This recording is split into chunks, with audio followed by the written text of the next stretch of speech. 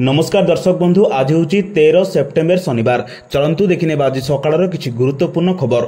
जदि पर्यंत वीडियो को लाइक करना वीडियो को लाइक करने सह चैनल को सब्सक्राइब करी कमेंट माध्यम जनातु आपण माने केउं जिल्लार देखुचंती। नंबर 1 2025 शेष में ओडिशा रे बात्या। 2025 शेष में ओडिशा रे बात्या आशंका रही। अक्टोबर शेष में ओडिशा रे पड़ी पारे लानिनार प्रभाव। विश्व पाणीपाग संस्थान आकलन अनुसार डिसेम्बर जाए जलवायु प्रक्रिया लानिनार सक्रियता चिंता बढ़ाई। पूर्व लानिना प्रभाव में अक्टोबर मासरे अनेक बात्या होई नजर रही। अल्प दिन पर देशरू दक्षिण पश्चिम मौसुमी वायु अपसारण आरंभ हो। यह समय किसी कारक चलित वर्ष बात्या आशंका सह बात्या वातावरण को अनुकूल करिछि। नेगेटिव आईओडी और ला निना सक्रिय रहिले बात्या सृष्टि निमंते परिवेश को अनुकूल करिथाय। तेबे अक्टोबर मासरे बात्या भय रहिथाय। नंबर 2 संप्रति धान चाष पई चाषी को आवश्यक यूरिया सार हेले ता सरकारी व्यवस्था मध्य ठीक रे मिलु नथिबारु चाषी माने चिंतारे पड़िछन्ति। एथिपई रास्ता रोक धारणा पार्क सम्मुखरे चाषी माने भोरु लंबा धाड़ी लगाଇବା भଳି दृश्य देखा मिलुछि। यार फायदे बजार में चढ़ा दर में यूरिया बिक्री करा जाउछि, जहाँकि चाषी मानकु आंदोलनमुखी करिछि। एभଳି स्थले मुख्यमंत्री मोहन चरण माझी गुरुवार राज्य सार जोगाण स्थिति समीक्षा करिसेंति। स्थिति अनुध्यान पर राज्य सार अभाव न होतिबा मुख्यमंत्री स्पष्ट करिसेंति। चाषी मानकु पाक्स एवं लाम्प्स माध्यम सार आवंटन कार्य को ठीक भाव तदारख करने मुख्यमंत्री समस्त जिलापाल को निर्देश देइछन्ति। कोनोसी प्रकार कला बजार गच्छित किंबा नकली सार अभियोग आसिले तुरंत कार्यानुष्ठान ग्रहण करने को विभागीय अधिकारी को निर्देश देइछन्ति। जांच स्थान में सार को जबत न करी सेही स्थान में निकटस्थ पाक्स किंबा लाम्प्स को स्थानांतर करी चाषी को आवंटन करने को मुख्यमंत्री परामर्श देइछन्ति। नंबर 3 बदलिला 1000 वर्षर ऐतिहासिक सहर भिन्न परिचय बालीजात्रा ना। नवेम्बर 5 रु आरंभ होबाकु थिबा बालीजात्रा ना को चलित वर्ष बदलाई दिया जायछि। एथर कटक बालीजात्रा ना हेबो ऐतिहासिक बालीजात्रा कटक। जिलापालଙ୍କ अध्यक्षताରେ बस्थिबा बैठक में निष्पत्ति ने जायछि। बालीजात्रा ना परिवर्तन नहीं जिलापाल सूचना दैछन्ति। नवेम्बर 12 पर्यंत चलिबाकु थिबा चलित वर्षर बालीजात्रा रे आउ किछि परिवर्तन भी करा जायछि। बालीजात्रा रे एथर ऊपर नुहे केवल तळ पड़ियाठारे स्टल लागि बोली निष्पत्ति ने जायछि। एथर सांस्कृतिक कार्यक्रम राति 11टा पर्यंत चलिबो। सूचनायोग्य पूर्वरु सांस्कृतिक कार्यक्रम राति 10टा पर्यंत चलुथिला। नंबर 4 जीएसटी परिषद घोषणा करथिबा जीएसटी हार ह्रास जा 22 सेप्टेम्बर कार्यकारी हेबो। भारतीय ग्राहकों को आर्थिक सहायता प्रदान करिबो, किंतु पीडब्ल्यूबीसी India voice of the consumer 2025 report अनुसार चलित वर्षर प्रारंभ में 32% ग्राहक केवल आर्थिक भाव मुकाबिला करते बेले 7% आर्थिक असुरक्षित थिले। रिपोर्ट रे कहुए जे भारतीय मानक गृहस्थ संचय ह्रास पाइछि एवं ऋण वृद्धि पाइछि, जहाँ ग्राहकों उपर आर्थिक चाप सृष्टि करिछि। जातीय पेमेंट कॉर्पोरेशन ऑफ इंडिया तथ्य अनुसार 2025-26 प्रथम 4 मासरे मोट यूपीआई पेमेंट 13% ऋण संग्रह एजेंसी पाई खर्च होउछि। एही सर्वे 21075 जन को नहीं करा जायतिला, जेउथिरे 1031 जन भारतीय थिले। जीएसटी ह्रास गृहस्थ बजेट को सहज करिबो एवं आनुष्ठानिक क्षेत्र में चाहिदा बढ़ाए बोली आशा करा जाउछि। नंबर 5 सृष्टिर लघुचाप क्षेत्र। पश्चिम एवं उत्तर पश्चिम बंगोपसागर में उत्तर आंध्र प्रदेश एवं दक्षिण ओडिशा उपकूल लघुचाप क्षेत्र सृष्टि होइछि।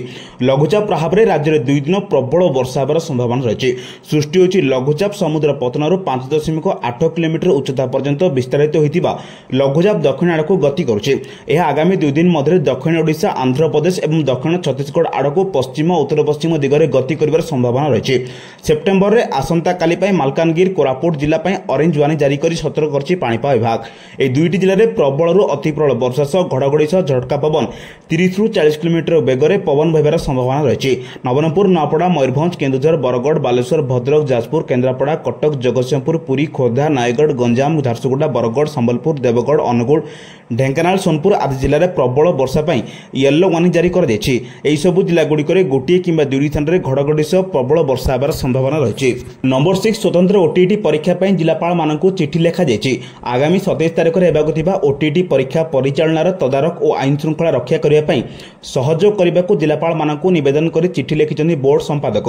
बोर्ड को पठाजिबा पर्यंत गोपनीय जिनिस गुड़िक परीक्षा केन्द्र में सुरक्षित भाव रखिया पई जिला शिक्षाधिकारी को निर्देश देबाकु जिलापाल को अनुरोध करिसेंति संपादक। एतिसह क्षेत्र कर्मचारी को सहयोग पाई निर्देश देबाकु चिठी निवेदन करिसेंति। आसंता 27 तारिख में राज्य में हेबो स्वतंत्र ओटीटी परीक्षा। सकाळ 9 टा 11:30 और 2 टा 4:30 पर्यंत 2टी पर्यायर परीक्षा हेबो। ओटीटी परीक्षा पूर्व प्रश्नपत्र चोरी हेबारु जुलाई 20 रे बातिल परीक्षा होइतिला। तापरे ओटीटी प्रश्नपत्र चोरी को नहीं खोलताड़ पर बड़ कलंकारी सामना को आसीतिला। प्रश्नपत्र चोरी पछरे संपूर्ण थिबा अभियोग रे बोर्ड उपसभापति समेत प्राय 8 जन ପୂର୍ବତନ କର୍ମଚାରୀ ଗିରଫ ହୋଇଛନ୍ତି। ତେଣୁ ଏଥର ଶୃଙ୍ଖଳାର ସହ ବିନା ତ୍ରୁଟିରେ ଓଟିଇଟି ପରୀକ୍ଷା ସାରିବା ପର୍ଯ୍ୟନ୍ତ ବୋର୍ଡ କର୍ତ୍ତୃପକ୍ଷଙ୍କ ପାଇଁ ବଡ଼ ଆହ୍ୱାନ ପାଲଟିଛି। ନମ୍ବର 7 ପର୍ଯ୍ୟଟନର ବିକାଶ ପାଇଁ ପାଣି ଭଳି ଅର୍ଥ ଖର୍ଚ୍ଚ କରାଯିବ। ପ୍ରସ୍ତୁତ ହେଉଛି ମାଷ୍ଟର ପ୍ଲାନ୍, ନୂଆ ହେବ ହୀରାକୁଦ ବନ୍ଧ। ହେଲେ ଏହାକୁ ନେଇ ଚିନ୍ତା ପ୍ରକଟ କରିଛନ୍ତି ଜଳସମ୍ପଦ ବିଭାଗର ବରିଷ୍ଠ ଯନ୍ତ୍ରୀ। ସମ୍ବଲପୁର, ବରଗଡ଼ ଓ ଝାରସୁଗୁଡ଼ା ଜିଲ୍ଲାର 3000 ଏକର ଜମି ଅଧିଗ୍ରହଣ କରିବ ଇକ୍ଡୋ। ଏଥିପାଇଁ 2000 ଏକର ଜମି ଚିହ୍ନଟ ହୋଇଛି। ବାକି 1000 ଏକର ପାଇଁ ଚାଲିଛି ପ୍ରକ୍ରିୟା। ଜମି ଅଧିଗ୍ରହଣ ପରେ ବିଭିନ୍ନ ହୋଟେଲ ମାଲିକଙ୍କୁ ଲିଜ୍ ସୂତ୍ରରେ ଦିଆଯିବ। ନିର୍ମାଣ ହେବ ରିସୋର୍ଟ ଏବଂ ହୋଟେଲ। ଏସବୁ ହେଲେ ଡ୍ୟାମ୍ ପ୍ରତି ବିପଦ ବଢ଼ିବ ବୋଲି ଚିନ୍ତା ପ୍ରକଟ କରିଛନ୍ତି ଜଳସମ୍ପଦ ବିଭାଗର ପୂର୍ବତନ 2 ବରିଷ୍ଠ ଯନ୍ତ୍ରୀ। ନମ୍ବର 8 ପୁଣି ଶ୍ରୀମନ୍ଦିର ନିଷିଦ୍ଧାଞ୍ଚଳରେ ଉଡ଼ିଲା ଡ୍ରୋନ୍। ଶ୍ରୀମନ୍ଦିର ନୀଳାଞ୍ଚଳ ଉପରେ ମାଡ଼ିଲା ପଇଁତରା। ନୀଳଚକ୍ର ଠାରୁ ସିଂହଦ୍ୱାର, ପୁଣି ସିଂହଦ୍ୱାର ଠାରୁ ଉତ୍ତର ଦ୍ୱାର ପର୍ଯ୍ୟନ୍ତ ପରିକ୍ରମା ମାର୍ଗ ଉପରେ ଭାଗରେ ପ୍ରାୟ 15 ମିନିଟ୍ କାଳ ପଇଁତରା ମାରୁଥିବା ଦେଖିବାକୁ ମିଳିଛି। କେଉଁଠାରୁ ଡ୍ରୋନ୍ ଅପରେଟ୍ ହେଉଛି କିଏ ଅପରେଟ୍ କରୁଛି ତାହା ଯାଞ୍ଚ କରୁଛି ପୁଲିସ୍। ଡ୍ରୋନ୍ କ୍ୟାମେରାରେ ଶ୍ରୀମନ୍ଦିରର ସମ୍ବେଦନଶୀଳ ସ୍ଥାନଗୁଡ଼ିକରେ ଟିକିନିଖି ଭିଜୁଆଲ୍ ନିଆଯାଇଥିବା ଜଣାପଡ଼ିଛି। ଦୀର୍ଘ 15 ମିନିଟ୍ ଧରି ଶ୍ରୀମନ୍ଦିର ଉପରେ ଡ୍ରୋନ୍ ଚଳାଇଥିବା ବେଳେ ଏହାକୁ କିଏ ଏବଂ କେଉଁଠାରେ ଅପରେଟ୍ କରୁଥିଲା ସେ ନେଇ କିଛି ସ୍ପଷ୍ଟ ହୋଇନାହିଁ। ଘଟଣାକୁ ପୁରୀ ପୁଲିସ୍ ଗୁରୁତର ସହ ନେଇ ତଦନ୍ତ କରୁଛି। ନମ୍ବର 9 ଭୁବନେଶ୍ୱର ମହାନଗର ନିଗମକୁ ଲାଗି ଆଉ ଏକ ନୂଆ ସହର ଗଢ଼ା ହେବ। ଗୁଜରାଟର ଅତ୍ୟାଧୁନିକ ଡୋଲେର ସହର ଭଳି ଏକକୁ ଅତ୍ୟାଧୁନିକ ରୂପ ଦିଆଯିବ ବୋଲି ଗୃହ ନିର୍ମାଣ ଓ ନଗର ଉନ୍ନୟନ ମନ୍ତ୍ରୀ ଡକ୍ଟର କୃଷ୍ଣଚନ୍ଦ୍ର ମହାପାତ୍ର କହିଛନ୍ତି। ପ୍ରାୟ 1 ଲକ୍ଷ ଜନବସତି ବିଶିଷ୍ଟ ଏହି ନୂଆ ସହରରେ ଅତ୍ୟାଧୁନିକ ସୁବିଧା ରହିବ।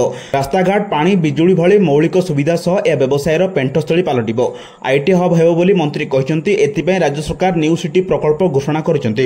ଗତକାଲି କ୍ୟାବିନେଟ୍ ବି ଏହାକୁ ମୋହର ମାରିଛନ୍ତି। ନିଷ୍ପତ୍ତି ଅନୁଯାୟୀ ପିପିସି ମୋଡ୍ରେ ଏହି କାମ ହେବ। ବିଡିଏ ଏହି ପ୍ରକଳ୍ପର ନୋଡାଲ ଏଜେନ୍ସି ଭାବେ କାମ କରିବ। ଏହି ପ୍ରତୀକ୍ଷିତ ପ୍ରକଳ୍ପର ପ୍ରାଥମିକ ଡିପିଆର୍କୁ କେନ୍ଦ୍ର ସରକାରଙ୍କୁ ଅନୁମୋଦନ ମିଳିବା ପରେ ଏବେ ରାଜ୍ୟ ସରକାର ଚୂଡ଼ାନ୍ତ ଡିପିଆର୍ ପ୍ରସ୍ତୁତିରେ ଲାଗିଛନ୍ତି। ଏଥିପାଇଁ ସିଙ୍ଗାପୁର କମ୍ପାନୀ ସୁବ୍ରନ୍ ଜିଉକର ପ୍ରାଇଭେଟ୍ ଲିମିଟେଡ୍ ମାଷ୍ଟର ପ୍ଲାନ୍ ପ୍ରସ୍ତୁତି ପାଇଁ ରାଜ୍ୟ ସରକାରଙ୍କ ସହ ଚୁକ୍ତିପତ୍ର ସ୍ୱାକ୍ଷର କରିଛନ୍ତି। ଏ ବଜାର ସ୍ଥିତିରେ ଅନୁଧ୍ୟାନ କରୁଛି ଆନ୍ତର୍ଜାତୀୟ ବାଣିଜ୍ୟର real estate company JLL. Number 10 Odia ଚଳଚ୍ଚିତ୍ର ଜଗତ ଧୀରେ ଧୀରେ ମୁଣ୍ଡ ଟେକିବା ଆରମ୍ଭ କରିଛି। ଦମନ, ପ୍ରତୀକ୍ଷା, ଅନନ୍ତା ଓ ବୋଉ ବୁଟୁଭୂତ ଭଳି ଚଳଚ୍ଚିତ୍ର ଜରିଆରେ ଓଲିଉଡ୍ ଅନ୍ଧାରର ଆଭେଦ୍ୟ ନଗରୀ ଭିତରୁ ଆଶାର କିରଣ ଖୋଜି ପଡ଼ିଛି। ହେଲେ ଯେଉଁ ପର୍ଯ୍ୟନ୍ତ ଓଡ଼ିଶାର ଚଳଚ୍ଚିତ୍ର ଓଡ଼ିଶାରେ ସୁଟିଂ ନ ହୋଇଛି, ଚଳଚ୍ଚିତ୍ର ନିର୍ମାତାମାନେ ନିଜେ ଟଙ୍କା ଫେରି ପାଇବାର ଆଶା କ୍ଷୀଣ ହୋଇଛନ୍ତି। ଏଭଳି ପରିସ୍ଥିତିରେ ନିର୍ମାତା ଓ ସମଗ୍ର ମନୋରଞ୍ଜନ ଜଗତ କଳିଙ୍ଗ ଷ୍ଟୁଡିଓରେ ଉଦ୍ଘାଟନକୁ ଅନାଇ ବସିଥିବା ବେଳେ ପଦ୍ମ ଘୁଞ୍ଚି ଘୁଞ୍ଚି ଯାଉଛି। ଆଜି କଳିଙ୍ଗ ଷ୍ଟୁଡିଓର ଲୋକାର୍ପଣକୁ ନେଇ ପୁଣି ଏକ ନୂଆ ତାରିଖ ଘୋଷଣା କରିଛି ସାମ୍ନାକୁ ଆସିଛି। 2026 ଜାନୁଆରୀ ପ୍ରଥମ ସପ୍ତାହ ଅର୍ଥାତ୍ 4 ମାସ ମଧ୍ୟରେ କଳିଙ୍ଗ ଷ୍ଟୁଡିଓ ଓଡ଼ିଶା ଚଳଚ୍ଚିତ୍ର ଉନ୍ନୟନ ନିଗମକୁ ହସ୍ତାନ୍ତର ହେବ ବୋଲି କୁହାଯାଉଛି। ଆଜି ବିଧାନସଭା ଷ୍ଟାଣ୍ଡିଂ କମିଟି ସଦସ୍ୟମାନଙ୍କର କଳିଙ୍ଗ ଷ୍ଟୁଡିଓ ଗସ୍ତ ବେଳେ ଏ ନୂଆ ତାରିଖ ସମ୍ପର୍କରେ ସୂଚନା ଦିଆଯାଇଛି। ନମ୍ବର 11 ରାଜ୍ୟରେ ଲକ୍ଷାଧିକ ମୃତକଙ୍କ ନାଁରେ ଉଠୁଥିଲା ରାସନ ଚାଉଳ। ବର୍ଷ ବର୍ଷ ଧରି ଏହି ଭୂତ ହିତାଧିକାରୀମାନେ ମାଗଣା ଚାଉଳ ନେଉଥିଲେ। ଯୋଗାଣ ବିଭାଗ ଇକେୱାଇସି ପ୍ରକ୍ରିୟା ଆରମ୍ଭ କରିବା ପରେ ଭୂତ କାର୍ଡ କେଳେଙ୍କାରୀ ଧରାପଡ଼ିଛି। ବର୍ତ୍ତମାନ ସୁଦ୍ଧା 5,75,000 ମୃତକଙ୍କ ରାସନ କାର୍ଡକୁ କାଟି ଦିଆଯାଇଥିବା ସୂଚନା ଦେଇଛନ୍ତି ଯୋଗାଣ ମନ୍ତ୍ରୀ କୃଷ୍ଣଚନ୍ଦ୍ର ପାତ୍ର। ଶ୍ରୀ ପାତ୍ର କହିଛନ୍ତି ଯେ ଅଧିକ ରୋଜଗାର କରୁଥିବା ବର୍ଗର ବ୍ୟକ୍ତିଙ୍କୁ ରାସନ କାର୍ଡ ନିଜେ ଆଡୁ ଫେରାଇ ନେବା ଲାଗି ରାଜ୍ୟ ସରକାର କହିଥିଲେ। ଏହାରି ଭିତରେ 1,05,000 ଆୟକରଦାତା କାର୍ଡ ଫେରାଇ ସାରିଲେଣି। ବିଗତ 3 ରୁ 4 ବର୍ଷ ହେବ ରାଜ୍ୟରେ 14 ଲକ୍ଷ ଲୋକ ରାସନ କାର୍ଡ ପାଇଁ ଆବେଦନ କରି କାର୍ଡ ଅପେକ୍ଷାରେ ରହିଥିଲେ। ସେଥିରୁ 6 ଲକ୍ଷ ଗରିବ ଲୋକଙ୍କୁ କାର୍ଡ ଦିଆଯାଇଛି। ଯେଉଁଥିରେ ଧନୀ ଲୋକମାନେ କାର୍ଡ ପାଇଛନ୍ତି ସେମାନଙ୍କୁ ତାଲିକାରୁ ବାଦ ଦେବାକୁ ଅଧିକାରୀମାନଙ୍କୁ ନିର୍ଦ୍ଦେଶ ଦିଆଯାଇଛି। ନମ୍ବର 12 ଚିନ୍ତା ବଢ଼ାଇଲା ସୁନାଦର। ଆଜି ପୁଣି ସୁନାଦାମରେ ବୃଦ୍ଧି ଘଟିଛି। 24 କ୍ୟାରେଟ୍ ସୁନାଦାମ 10 ଗ୍ରାମକୁ 1,11,280 ଟଙ୍କା ରହିଛି। ଗତକାଲି 1,10,509 ଟଙ୍କା ଥିଲା। ଏଥିରେ 761 ଟଙ୍କା ବୃଦ୍ଧି ହୋଇଥିବା ସୂଚନା ରହିଛି। ସେହିପରି 22 କ୍ୟାରେଟ୍ 10 ଗ୍ରାମ ସୁନାଦାମ 1,02,000 ଟଙ୍କା ରହିଛି। ଗତକାଲି 1,13,000 ଟଙ୍କା ଥିଲା। ଏଥିରେ 700 ଟଙ୍କା ବୃଦ୍ଧି ହୋଇଛି। 18 କ୍ୟାରେଟ୍ 10 ଗ୍ରାମ ସୁନାଦାମ 83,460 ଟଙ୍କା ରହିଛି। ଗତକାଲି 82,880 ଟଙ୍କା ଥିଲା। ଏଥିରେ 580 ଟଙ୍କା ବୃଦ୍ଧି ହୋଇଛି। ଅନ୍ୟପଟେ ରୂପା ଦାମ ମଧ୍ୟ ବୃଦ୍ଧି ହୋଇଛି। 100 ଗ୍ରାମ ରୂପା ଦାମ 14,200 ଟଙ୍କା ରହିଛି। ଗତକାଲି ଏହା 14,000 ଟଙ୍କା ଥିଲା। ନମ୍ବର 13 ଚଳିତ ମାସ 18 ରୁ 25 ତାରିଖ ଯାଏଁ ମୌସୁମୀ ଅଧିବେଶନ ଅନୁଷ୍ଠିତ ହେବ। ଏଥିନେଇ ସେପ୍ଟେମ୍ବର 16ରେ ସର୍ବଦଳୀୟ ବୈଠକ ଅନୁଷ୍ଠିତ ହେବାକୁ ରହିଥିବା ବେଳେ ବିରୋଧୀମାନେ ଏହି ଅଧିବେଶନ ବେଳେ ସରକାରଙ୍କୁ ଘେରିବା ପାଇଁ ରଣନୀତି ପ୍ରସ୍ତୁତ କରୁଛନ୍ତି। ଗୁରୁବାର ଲୋକସେବା ଭବନରେ ସରକାରୀ ଦଳ ମୁଖ୍ୟ ସଚେତକ ସରୋଜ କୁମାର ପ୍ରଧାନ କହିଛନ୍ତି 18 ରୁ 25 ତାରିଖ ପର୍ଯ୍ୟନ୍ତ ଗୃହ ଚାଲିବ। ଅଧିବେଶନଟି ସ୍ୱଳ୍ପ ସମୟରେ ହେଲେ ମଧ୍ୟ ବହୁ ଗୁରୁତ୍ୱପୂର୍ଣ୍ଣ ପ୍ରସଙ୍ଗ ଉପରେ ଆଲୋଚନା ହେବାକୁ ରହିଛି। ରାଜ୍ୟବାସୀଙ୍କ ହିତକୁ ଦୃଷ୍ଟିରେ ରଖି ଅଧିବେଶନ ପୂର୍ବ ପୂର୍ବରୁ ସବୁ ଦଳର ସଦସ୍ୟଙ୍କୁ ନେଇ ବାଚସ୍ପତି ବୈଠକ କରିବେ। ଏହି ସମୟରେ ଗୃହ କିପରି ସୁରୁଖୁରୁରେ ଚାଲିବ ତାହା ଉପରେ ବିସ୍ତୃତ ଆଲୋଚନା ହେବ। ଗୃହ କାର୍ଯ୍ୟରେ ସହଯୋଗ କରିବା ପାଇଁ ବିରୋଧୀ ସଦସ୍ୟଙ୍କ ଭୂମିକା ଗୁରୁତ୍ୱପୂର୍ଣ୍ଣ। ଅଧିବେଶନ କାଳରେ ବିରୋଧୀ ଯେଉଁସବୁ ଗଠନମୂଳକ ପ୍ରସ୍ତାବ ଉପରେ ଆଲୋଚନା କରିବାକୁ ଚାହିଁବେ ତାହା ଉପରେ ସରକାର ଆଲୋଚନା ପାଇଁ ପ୍ରସ୍ତୁତ ବୋଲି ସେ କହିଛନ୍ତି। ନମ୍ବର 14 ଆସନ୍ତା 22 ତାରିଖ ଠାରୁ ମା ଦୁର୍ଗାଙ୍କ ନବରାତ୍ରି ଆରମ୍ଭ ହୋଇଯିବ। ଅକ୍ଟୋବର 2 ତାରିଖରେ ଦେଶବ୍ୟାପୀ ଦଶହରା ପାଳନ ହେବ। ଏଥିପାଇଁ କର୍ମଜୀବୀ ବ୍ୟକ୍ତିମାନେ ଆନମନା ହେବାରେ ଲାଗିଲେଣି। ଓଡ଼ିଶା ଓ ପଶ୍ଚିମବଙ୍ଗର ଦଶହରା ପାଇଁ ଅଧିକାଂଶ ସରକାରୀ ଓ ଘରୋଇ ଶିକ୍ଷାନୁଷ୍ଠାନ ସହିତ ଅନ୍ୟ ସଂସ୍ଥାରେ ଛୁଟି ରହିଥାଏ। ଏହି ସମୟରେ ଦଶହରା ଛୁଟି ପାଳିବା ପାଇଁ ଲୋକେ ନିଜ ନିଜ ସ୍ତରରେ ଯୋଜନା ମଧ୍ୟ ଆରମ୍ଭ କରିସାରିଛନ୍ତି। ଦଶହରାରେ କେଉଁଠିକୁ ବୁଲିବାକୁ ଯିବେ ଓ କେମିତି ଛୁଟି ବିତାଇବେ ଏସବୁ ଚିନ୍ତା କରୁଛନ୍ତି। ଏହାର କାରଣ ଅବକାଶ ସମୟ କାରଣରୁ ସେପ୍ଟେମ୍ବର ଶେଷ ସପ୍ତାହ ଅକ୍ଟୋବର ପ୍ରଥମ ସପ୍ତାହ ପର୍ଯ୍ୟଟନର ସହର ଓ ସ୍ଥାନରେ ଲୋକଙ୍କର ଭିଡ଼ ରହିବ। ଏହି ଭିଡ଼କୁ ଦୃଷ୍ଟିରେ ରଖି ଭାରତୀୟ ରେଳବାଇ ପାର୍ବଣ ସମୟରେ ସ୍ୱତନ୍ତ୍ର ଟ୍ରେନ୍ ସେବା ଯୋଗାଇବାକୁ ପ୍ରସ୍ତୁତି ଆରମ୍ଭ କରିଦେଇଛି। ନମ୍ବର 15 ପିଏମ୍ କିଷାନ ଅପଡେଟ୍ ଅବଧି ବୃଦ୍ଧି କଲେ ସରକାର। କେୱାଇସି ଅପଡେଟ୍ ଅବଧି ଆଉ 6 ମାସ ବୃଦ୍ଧି କରିଛନ୍ତି ରାଜ୍ୟ ସରକାର। ସିଏମ୍ କିଷାନ ହିତାଧିକାରୀ ପିଏମ୍ କିଷାନ କେୱାଇସି ଅପଡେଟ୍ କରିପାରିବେ। ସିଏମ୍ କିଷାନରେ 51,54,000 ହିତାଧିକାରୀ ସାମିଲ ଅଛନ୍ତି। ପିଏମ୍ କିଷାନରେ 34,85,000 ହିତାଧିକାରୀ ସାମିଲ ଅଛନ୍ତି। ପ୍ରଧାନମନ୍ତ୍ରୀ କିଷାନ ଯୋଜନାରେ 21ତମ କିସ୍ତି ପାଇଁ ଅପେକ୍ଷା କରିଥିବା ଲକ୍ଷ ଲକ୍ଷ ଚାଷୀଙ୍କ ପାଇଁ ଏକ ସତର୍କତା ଆସିଛି। ଅର୍ଥାତ୍ ପ୍ରଧାନମନ୍ତ୍ରୀ କିଷାନ ସମ୍ମାନ ନିଧି ଯୋଜନା ପିଏମ୍ କିଷାନରେ ଏକ ବଡ଼ ପରିବର୍ତ୍ତନ ଆସିଛି। ପ୍ରଧାନମନ୍ତ୍ରୀ କିଷାନ ଯୋଜନା ଅଧୀନରେ ପଞ୍ଜୀକୃତ ଚାଷୀମାନଙ୍କ ପାଇଁ କେୱାଇସି କରିବା ଏବେ ବାଧ୍ୟତାମୂଳକ କରାଯାଇଛି। ହିତାଧିକାରୀଙ୍କ ପରିଚୟ ଯାଞ୍ଚ କରିବା ଏବଂ ଠକେଇରୁ ରକ୍ଷା ପାଇଁ ସରକାର ଏହି ପ୍ରକ୍ରିୟା କାର୍ଯ୍ୟକାରୀ କରିଛନ୍ତି। ଏହି ପ୍ରଧାନମନ୍ତ୍ରୀ କିଷାନ ସମ୍ମାନ ନିଧି ଯୋଜନାରେ ମାଧ୍ୟମରେ ଚାଷୀଙ୍କ ଆକାଉଣ୍ଟକୁ 6,000 ଟଙ୍କା ପଠାଯାଏ। ଏହି ସମୟରେ ରାଜ୍ୟର ଲକ୍ଷ ଲକ୍ଷ ଚାଷୀଙ୍କ ମଧ୍ୟରେ ଆଲୋଚନା ଚାଲିଛି ଯେ ଏଥର କେନ୍ଦ୍ର ସରକାର ପ୍ରଧାନମନ୍ତ୍ରୀ କିଷାନ ଯୋଜନାରେ 21ତମ କିସ୍ତି କେବେ ଜାରି କରିବେ। ଅର୍ଥାତ୍ ଚାଷୀଙ୍କ ଆକାଉଣ୍ଟରେ 2,000 ଟଙ୍କା କେବେ ଆସିବ ସେ ନେଇ ଚିନ୍ତା ପ୍ରକଟ କରିଛନ୍ତି ସମସ୍ତ ଚାଷୀମାନେ। ନମ୍ବର 16 ଟେକ୍ ଅଫ୍ ବେଳେ ଖସି ପଡ଼ିଲା ସ୍ପାଇସ୍ ଜେଟ୍ ବିମାନ ଚକ।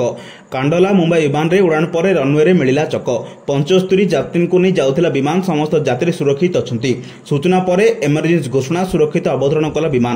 ଆମକୁ ଅଜବ ଲାଗୁଥାଇପାରେ କିନ୍ତୁ ପ୍ରକୃତିରେ ଯେଉଁ ଯାତ୍ରୀମାନେ ଉକ୍ତ ବିମାନରେ ଥିଲେ ସେମାନେ ଏକ ଜୀବନ ମରଣ ସମସ୍ୟା ଥିଲା। ଘଟଣାଟି ହେଉଛି କାଣ୍ଡଲା। ଉକ୍ତ ବିମାନଟି ମୁମ୍ବାଇ ଅଭିମୁଖେ ଉଡ଼ାଣ ଭରିଥିଲା କିନ୍ତୁ ବିମାନଟି ଉଡ଼ାଣ ଆରମ୍ଭ କରିବା ପରେ ବିମାନ ଆକାଶରେ ପହଞ୍ଚି ଯାଇଥିଲା କିନ୍ତୁ ତଳେ ଚକ ରହିଯାଇଥିଲା। ଏହା ଦେଖି ସମସ୍ତଙ୍କ ହାଲୁକା ଶୁଖି ଯାଇଥିଲା। ତେବେ ପାଇଲଟଙ୍କ ଦକ୍ଷତା ଓ ସାହସ ଯୋଗୁଁ ବିମାନଟି ସୁରକ୍ଷିତ ଭାବେ ମୁମ୍ବାଇ ଏୟାରପୋର୍ଟରେ ଅବତରଣ କରିଥିଲା। ଏହାପରେ ଯାତ୍ରୀ କ୍ରିଉ ଦଳ ଓ ଗ୍ରାଉଣ୍ଡ କର୍ମଚାରୀ ଆଶ୍ୱସ୍ତ ହୋଇଥିଲେ। ନମ୍ବର 17 ବଙ୍ଗୋପସାଗରରେ ସୃଷ୍ଟି ହେଲା ଲଘୁଚାପ କ୍ଷେତ୍ର। ପଶ୍ଚିମ କେନ୍ଦ୍ର ସଂଲଗ୍ନ ଉତ୍ତର ପଶ୍ଚିମ ବଙ୍ଗୋପସାଗର ଉତ୍ତର ଆନ୍ଧ୍ରପ୍ରଦେଶ ଏବଂ ଦକ୍ଷିଣ ଓଡ଼ିଶା ଉପକୂଳ ନିକଟବର୍ତ୍ତୀ ଅଞ୍ଚଳରେ ଲଘୁଚାପ କ୍ଷେତ୍ର ସୃଷ୍ଟି ହୋଇଛି। ଘୂର୍ଣ୍ଣିବଳୟ ପ୍ରଭାବରେ ଆଜି ସକାଳ 8:30 ସମୟରେ ଏକ ଲଘୁଚାପ କ୍ଷେତ୍ର ସୃଷ୍ଟି ହୋଇଛି। ଏହାର ପ୍ରଭାବରେ ବିଭିନ୍ନ ସ୍ଥାନରେ ବର୍ଷା ହେବାର ସମ୍ଭାବନା ରହିଛି। ସଂଲଗ୍ନ ଉପର ବାୟୁ ଘୂର୍ଣ୍ଣିବଳୟ ସମୁଦ୍ର ପତନଠାରୁ 5.8 କିଲୋମିଟର ଉଚ୍ଚତା ପର୍ଯ୍ୟନ୍ତ ଦକ୍ଷିଣ ଆଡ଼କୁ ଘୂର୍ଣ୍ଣିବଳୟ ସହିତ ବିସ୍ତାରିତ ହୋଇଛି। ଏହା ଆଗାମୀ 2 ଦିନ ମଧ୍ୟରେ ଦକ୍ଷିଣ ଓଡ଼ିଶା ଏବଂ ସଂଲଗ୍ନ ଉତ୍ତର ଆନ୍ଧ୍ରପ୍ରଦେଶ ଏବଂ ଦକ୍ଷିଣ ଛତିଶଗଡ଼ ଦେଇ ପଶ୍ଚିମ ଓ ଉତ୍ତର ପଶ୍ଚିମ ଦିଗରେ ଗତି କରିବାର ସମ୍ଭାବନା ରହିଛି। ସେହିପରି ସେପ୍ଟେମ୍ବର 14 ତାରିଖ ପାଇଁ ନବରଙ୍ଗପୁର ଓ ନୂଆପଡ଼ା ଜିଲ୍ଲାକୁ ୟେଲୋ ୱାର୍ଣ୍ଣିଂ ଜାରି କରି ସତର୍କ କରିଛି ପାଣିପାଗ କେନ୍ଦ୍ର। ଏହି ଦୁଇଟି ଜିଲ୍ଲାରେ ଗୋଟିଏ କିମ୍ବା ଦୁଇଟି ସ୍ଥାନରେ ବର୍ଷା ଘଡ଼ଘଡ଼ି ସହ ଝଟକା ପବନ 30ରୁ 40 କିଲୋମିଟର ପ୍ରତି ଘଣ୍ଟା ହେବାର ସମ୍ଭାବନା ରହିଛି। ନମ୍ବର 8 ଜାତୀୟ ଆଇନ ବିଶ୍ୱବିଦ୍ୟାଳୟ ଓଡ଼ିଶାର ଦ୍ୱାଦଶ ସମାବର୍ଦ୍ଧନା ଉତ୍ସବ 13 ସେପ୍ଟେମ୍ବର 2025ରେ କ୍ୟାମ୍ପସରେ ଆମ୍ପିଥିଏଟର ଅନୁଷ୍ଠିତ ହେବ। ସମାବର୍ଦ୍ଧନା ଉତ୍ସବ ବାବଦରେ ଆଜି ଏନ୍ଏଲ୍ୟୁର କୁଳପତି ପ୍ରଫେସର ବେଦ କୁମାର କହିଛନ୍ତି ଯେ ବିଶ୍ୱବିଦ୍ୟାଳୟ 5 ବର୍ଷିଆ ସମନ୍ୱିତ BLLB ଏବଂ BBA LLBର 168 ଜଣ ସ୍ନାତକଙ୍କୁ ଡିଗ୍ରୀ ପ୍ରଦାନ କରିବ। 42 ଜଣ ସ୍ନାତକୋତ୍ତର ଛାତ୍ରଛାତ୍ରୀଙ୍କୁ LLM ଡିଗ୍ରୀ ପ୍ରଦାନ କରାଯିବ ଏବଂ 3ଙ୍କୁ PhD ଡିଗ୍ରୀ ପ୍ରଦାନ କରାଯିବ। ଏହା ସହିତ 5 ଜଣ ବେଆଇନ ଛାତ୍ରଛାତ୍ରୀଙ୍କୁ ମଧ୍ୟ ଡିଗ୍ରୀ ପ୍ରଦାନ କରାଯିବ। 14 ଜଣ ମେଧାବୀ ଛାତ୍ରଛାତ୍ରୀଙ୍କୁ ସ୍ୱର୍ଣ୍ଣ ପଦକ ମଧ୍ୟ ପ୍ରଦାନ କରାଯିବ। ସମାବର୍ଦ୍ଧନା ଉତ୍ସବରେ ଓଡ଼ିଶା ହାଇକୋର୍ଟର ମୁଖ୍ୟ ବିଚାରପତି ଏବଂ ଏନ୍ଏଲ୍ୟୁର କୁଳପତିଙ୍କ ହରିନ ଟଣ୍ଡନ ସମାରୋହରେ ଅଧ୍ୟକ୍ଷତା କରିବେ। ଏହି ଅବସରରେ ମୁଖ୍ୟ ଅତିଥି ଭାବରେ ଜାତୀୟ ନ୍ୟାୟିକା ଏକାଡେମୀର ନିର୍ଦ୍ଦେଶକ ଏବଂ ଭାରତର ସୁପ୍ରିମକୋର୍ଟର ପୂର୍ବତନ ବିଚାରପତି ନ୍ୟାୟମୂର୍ତ୍ତି ଅନିରୁଦ୍ଧ ବୋଷ ଯୋଗଦେବେ। ଶିକ୍ଷାଗତ ସଫଳତା ସହିତ ବିଶ୍ୱବିଦ୍ୟାଳୟ ଦୁର୍ବଳ ଆୟ ପୃଷ୍ଠଭୂମିର ମେଧାବୀ ଏବଂ ଯୋଗ୍ୟ ଛାତ୍ରଛାତ୍ରୀମାନଙ୍କୁ ବାର୍ଷିକ 18 ଲକ୍ଷ ଟଙ୍କା ଲେଖାଏଁ ମେଧାବୀ ଏବଂ ଅର୍ଥବୃତ୍ତି ପ୍ରଦାନ କରି ଏହାର ଛାତ୍ରବୃତ୍ତି ପଦକ୍ଷେପଗୁଡ଼ିକୁ ସୁଦୃଢ଼ କରିବା ଜାରି ରହିବ। ନମ୍ବର 19 ପ୍ରଧାନମନ୍ତ୍ରୀ ନରେନ୍ଦ୍ର ମୋଦି ଆସନ୍ତାକାଲି ମଣିପୁର ଗସ୍ତରେ ଯିବେ। ମଣିପୁରରେ ଜାତିଆଣ ହିଂସାରେ 2 ବର୍ଷ ପରେ ମୋଦି ଯାଉଛନ୍ତି। 2023ରେ ମଣିପୁରରେ ମିତେଇ ଏବଂ କୁକି ସମ୍ପ୍ରଦାୟର ମଧ୍ୟରେ ହିଂସାକାଣ୍ଡ ଆରମ୍ଭ ହୋଇଥିଲା। ଏଥିରେ 260ରୁ ଅଧିକ ଲୋକ ପ୍ରାଣ ହରାଇଥିବା ବେଳେ ହଜାର ହଜାର ଲୋକ ବାସଚ୍ୟୁତ ହୋଇଛନ୍ତି। ହିଂସା ରୋକିବା ପାଇଁ ମୋଦି ମଣିପୁର ଯାଇ ନଥିବାରୁ ବିରୋଧୀ ସମାଲୋଚନା କରିଥିଲେ।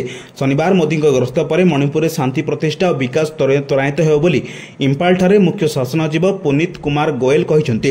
ମୋଦି ପୁଣି ମଣିପୁର ସହିତ ମିଜୋରାମ ମଧ୍ୟ ଯିବେ। ଲୋକଙ୍କ ସହିତ ମୋଦି ଆଲୋଚନା କରିବେ। ଏହି ଗସ୍ତ କାଳରେ ମୋଦି ବୈରବୀ ସାଇରଙ୍ଗ ରେଳ ପ୍ରକଳ୍ପ ଉଦ୍ଘାଟନ କରିବେ। ନମ୍ବର 20 ଉତ୍କଟ ସାର ସମସ୍ୟା ଚାଷୀଙ୍କୁ ମିଳୁନି ସାର କଳାବଜାରୀ ହେଉଛି। 15 ତାରିଖରେ ରାଜଭବନ ସାମ୍ନାରେ ଧାରଣା ଦେବ ବିଜେଡି। ସମାଧାନ ନହେଲେ ଜିଲ୍ଲାପାଳଙ୍କ ଅଫିସ ଓ ବ୍ଲକ ଅଫିସ ସାମ୍ନାରେ ବିକ୍ଷୋଭ। ସାର ସମସ୍ୟାକୁ ନେଇ ସରକାରଙ୍କ ଉପରେ ବର୍ଷିଲା ବିଜେଡି। ସାର ସମସ୍ୟା ପାଇଁ ଚାଷୀ ହନ୍ତସନ୍ତ ହେଉଛନ୍ତି। ଆଧାର କାର୍ଡ ଧରି ପ୍ୟାକ୍ସ ଲ୍ୟାମ୍ପ ଆଗରେ ରାତି ଅଧୁରା ଛିଡ଼ା ହେଲେ ବି ଚାଷୀଙ୍କୁ ମିଳୁନି ସାର। ଏହାକୁ ନେଇ ବର୍ଷିଛି ବିଜେଡି। କହିଛି ସରକାର ବୋଧହୁଏ ବଧିର ହୋଇଗଲେଣି। ସରକାର କୁମ୍ଭକର୍ଣ୍ଣ ନିଦ୍ରାରେ ଉଠନ୍ତୁ। ରାଜ୍ୟରେ ସାର ସମସ୍ୟା ନାହିଁ ବୋଲି କହିଥିଲେ ଉପମୁଖ୍ୟମନ୍ତ୍ରୀ। ସମବାୟ ମନ୍ତ୍ରୀ ବି ସେହି କଥା କହିଛନ୍ତି। ହେଲେ ସରକାର ତଥ୍ୟ କହୁଛି ଭିନ୍ନ କଥା। ଗଞ୍ଜାମ ଜିଲ୍ଲାପାଳ ମାଗିଥିଲେ 19,500 ମେଟ୍ରିକ ଟନ୍ କିନ୍ତୁ ମିଳିଛି ମାତ୍ର 10,000 ଟନ୍। ବାକି ଜିଲ୍ଲାର ବି ସାମାନ୍ୟ ସମସ୍ୟା। ଯେତେ ଦରକାର ସେତେ ସାର ମିଳୁନି। ଏନେଇ କେନ୍ଦ୍ରମନ୍ତ୍ରୀଙ୍କୁ ବିରୋଧୀ ଦଳ ନେତା ନବୀନ ପଟ୍ଟନାୟକ ବି ଚିଠି ଲେଖିଛନ୍ତି। କଳାବଜାରୀ ରୋକିପାରୁନାହାନ୍ତି ସରକାର। ଚାଷୀଙ୍କୁ ଆବଶ୍ୟକ ମୁତାବକ ସାର ନ ମିଳିଲେ ବିଜେଡି ଆନ୍ଦୋଳନକୁ ଓହ୍ଲାଇବ ବୋଲି କହିଛନ୍ତି ବିଜେଡି। ଚାଷୀଙ୍କୁ ପ୍ରତାରଣା କରାଯାଇଥିବାରୁ 15 ତାରିଖରୁ ରାଜଭବନ ଆଗରେ ବିଜେଡି ଧାରଣା ଦେବ। ତାପରେ ବି ସରକାର ନ ଚେତିଲେ ଜିଲ୍ଲାପାଳ ଅଫିସ ଓ ବ୍ଲକ ଅଫିସ ଆଗରେ ଧାରଣା ଦେବ।